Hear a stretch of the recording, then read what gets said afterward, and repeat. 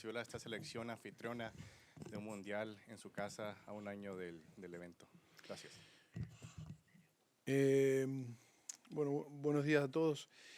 La verdad que fue dura la noche después del jueves de la derrota y está claro que eso es algo que tenemos que capitalizar como experiencia, ese sentimiento de decepción, de enfado y también de un pelín de vergüenza, ¿no? De no haber competido al nivel que todos esperábamos.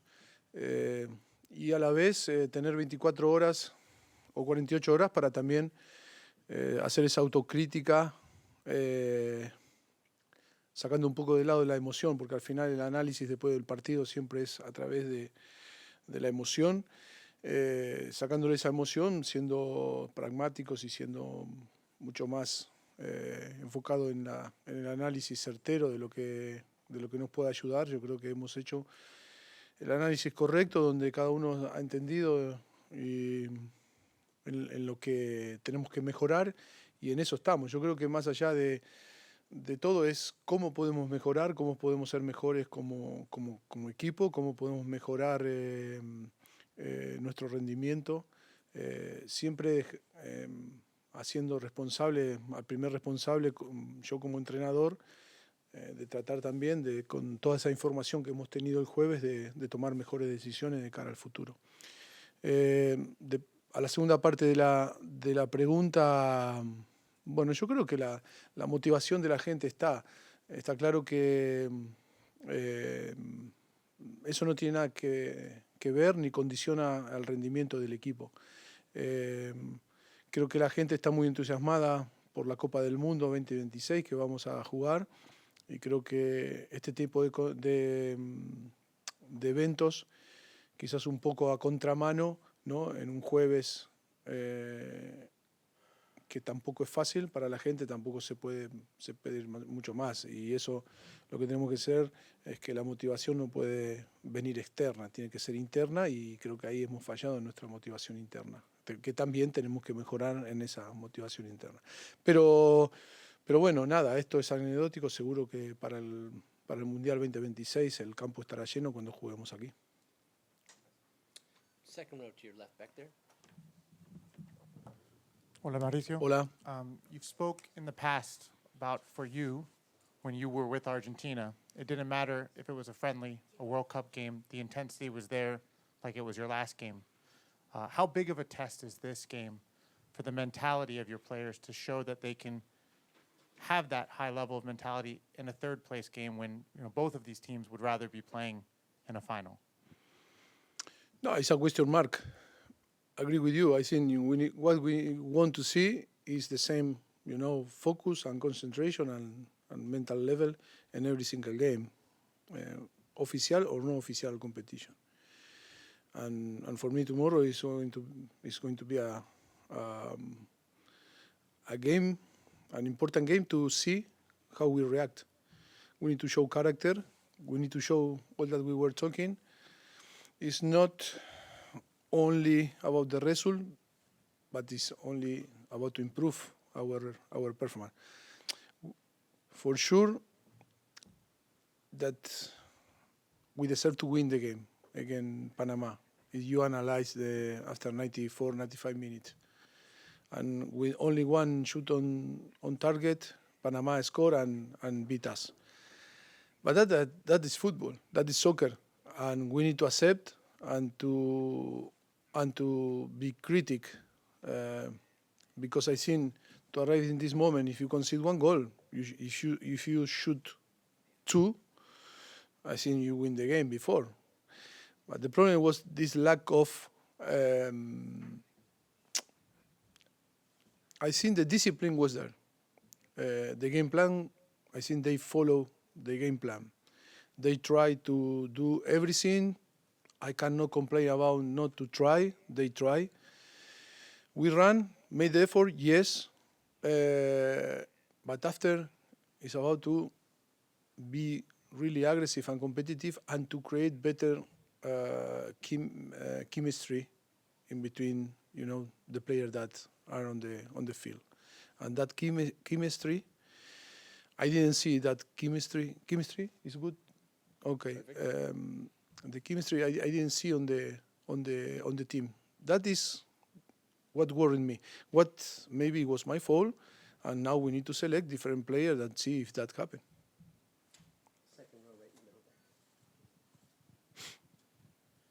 Hi, Mauricio. Jonathan Tannenwald, the Philadelphia Inquirer. You spoke after the game about what your tactical plan had been for Gio Reyna to maybe come in extra time. In terms of his health, fitness, anything, is there any restriction on the amount of time he can play in theory? Was there a minute's restriction on him, or could he play He's not playing too much in his club. And for us, I think it was a great opportunity to have an experience with him, because after in June, if he is still in Dortmund, he's going to be involved in the Club World Cup and is not going to have the possibility. If we want to call, it's going to be impossible. That is why I think for us, with not too much time to work and to know the player, I think it was a great opportunity. That doesn't mean that he's ready to play in the way that we expect from him to perform. For sure, hope that tomorrow have some minutes. But the most important thing is how he's showing now in every single training session and spend time with us. Because I think it's not maybe in his best, but he's here to try to know him, and from here to help him to arrive in his best. That is the reality. I am so honest, but I think he's an important player. That was important player in the past. I think he's a player that we need to recover and put in the same level to the rest of the player to have the possibility to compete for one place in the World Cup. Jeff Carlisle with ESPN. Mauricio, just to follow up a little bit on what you said about the Club World Cup, are you in discussions with Juventus and Dortmund about possibly getting those players released for the Gold Cup later this summer? Are there any discussions on that, or is it pretty much set in stone? No, at the moment, no. At the moment, we are not discussing about that. I think we never know about the future of the player. I think at the moment, for sure, we will pay attention in the next months about to see what is going on and if it's that possibility or not. But even if it's not possible, I think open the chance for another player to be involved. No? Mauricio. Henry Bushnell from Yahoo Sports. You mentioned the aggression, the competitiveness. Is that something that you think that you, as the coach, can bring out of the players? And how will you try to kind of make sure that that is something that they compete with in every game going forward? I think it's like a group. I think we need to create that. I think we can help, yes. And then the player is about to show that. When we talk about motivation, if you can motivate a group, yes, of course. You have this characteristic that maybe you can find different, ways to motivate people or groups. But in the same time, you need to identify the player that have their own motivation and their own aggressivity because they are comfortable in the behaving in this way. If someone have not or doesn't feel that own motivation, is difficult. You can add once, 2, 3, but on the end, you are missing something important. Aggression is the same. Being competitive, the same. I think they are competitive, they are aggressive.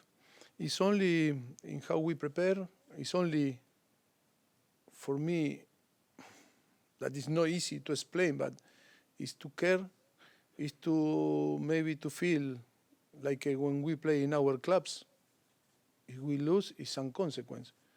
Maybe if that doesn't happen, sometimes I don't say that you don't care, but I think you take it more relaxed way. I think the game was,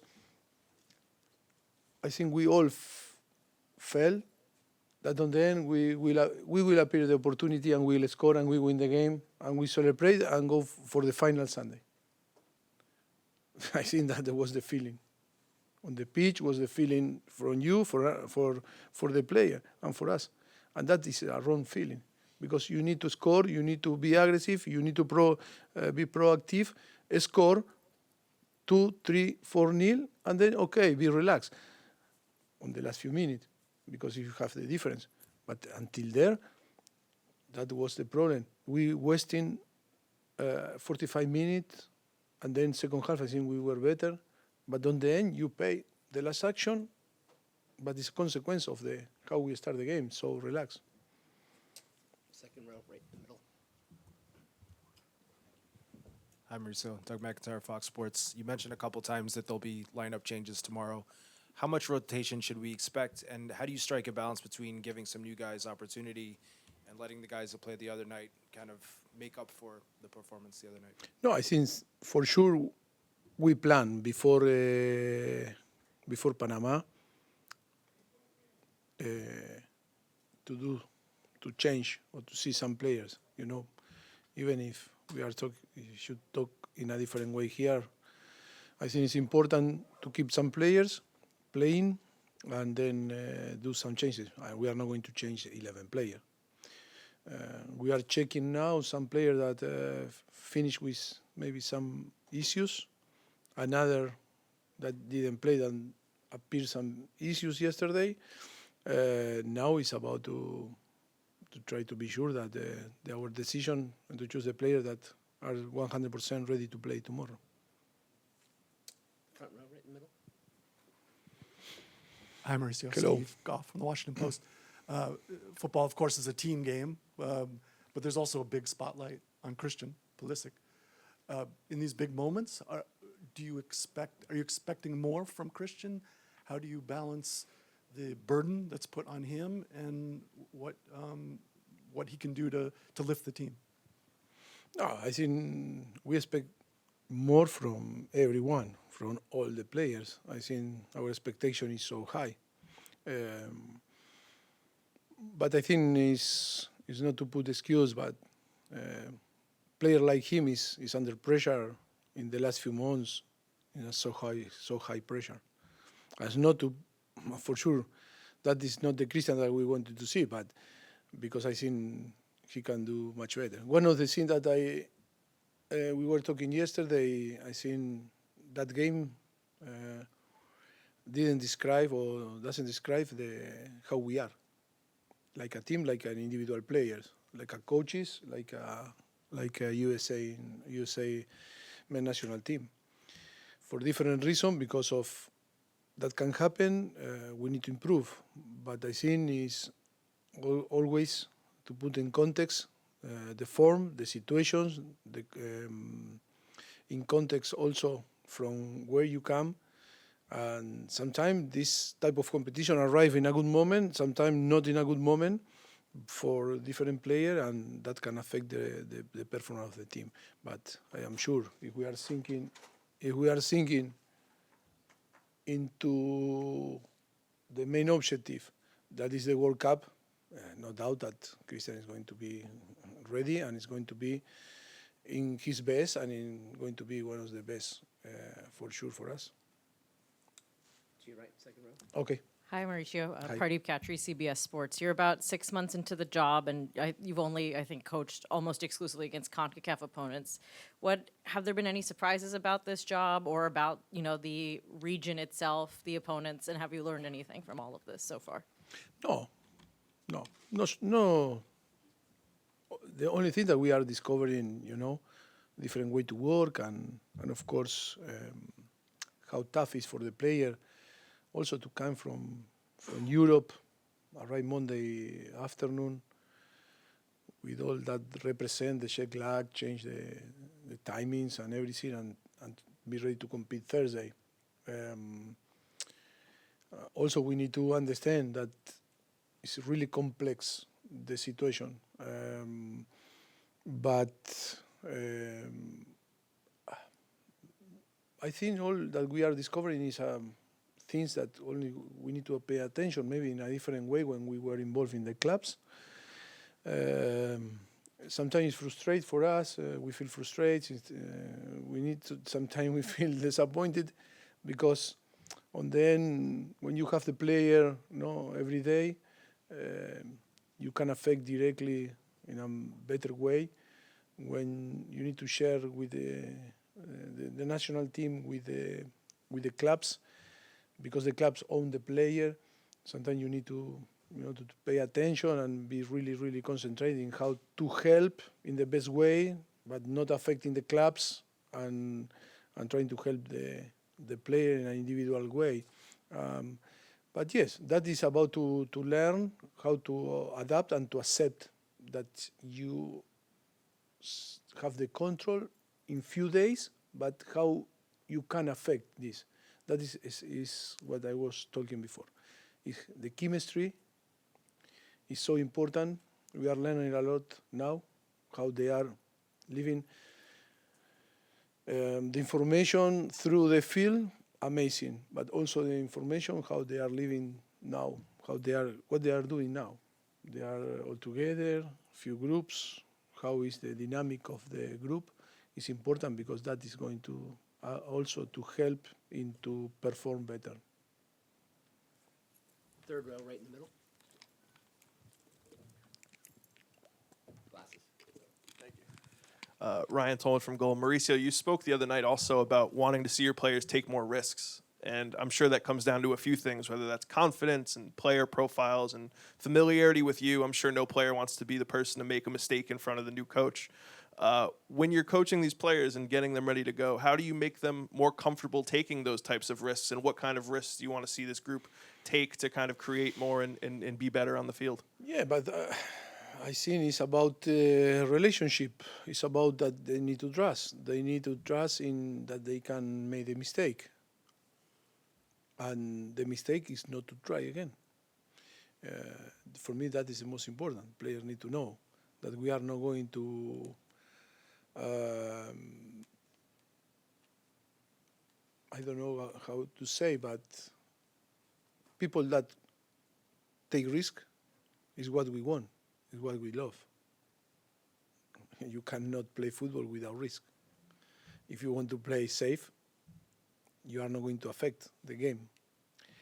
That is important thing that also that we were talking yesterday, is to take risk. Is to be brave.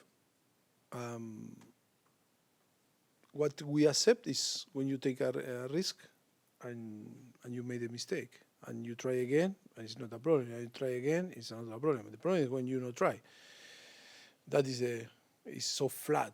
No, the game, like was during the first half. If you analyze the first half, was so flat. It's like one team that with amazing, I want to say amazing, but knowing what we need to do, positional game, everything, structure, pass the ball, yes, and then what more? It's like we play without goals, no? But the principal objective is to score. All what we prepare. And we try to distract the opponent, is about to find the possibility to go after and score. But I think that we really enjoy more keeping possession, playing, but not the scoring goal.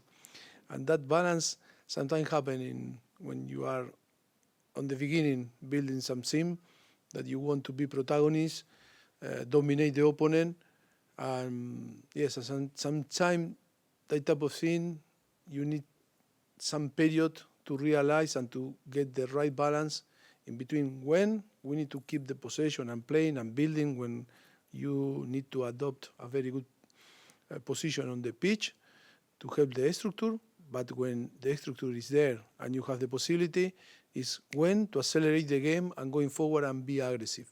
That is sometimes that we were missing against Panama. Hola Mauricio, con ese tema, viniste aquí para llevar este equipo a los octavos o mejor de un mundial y ganar a los equipos más grandes del mundo de fútbol, pero es probable que ustedes tengan en el mundial al menos 2 o 3 partidos con el mismo desafío que vimos contra Panamá, ¿sí? Con equipos más defensivos. ¿Cómo ustedes van a aprender y mejorar eso? Porque esa creatividad, la falta de creatividad ha sido un problema por años con este equipo. Entonces, quizás más con las tácticas, sí, que deben cambiar en el año que viene? Gracias. Muy bien, me gusta la pregunta porque me da la posibilidad de decir que este tipo de partidos como contra Panamá, más allá de la pena, del dolor de haber quedado fuera de la final, tiene que ser una gran enseñanza para nosotros.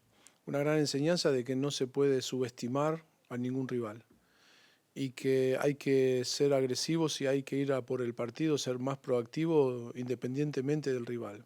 No puede ser que si jugamos contra Argentina, Inglaterra, Brasil o España, el equipo sienta ese temor de jugar contra un equipo grande y por eso hay ciertas cosas que ya están asumidas, en las cuales no tiene que incidir el entrenador, y cuando juegas contra un equipo que supuestamente eres superior y tienes que dominar, eso es un poco, te dé esa pasividad que no es buena en el fútbol.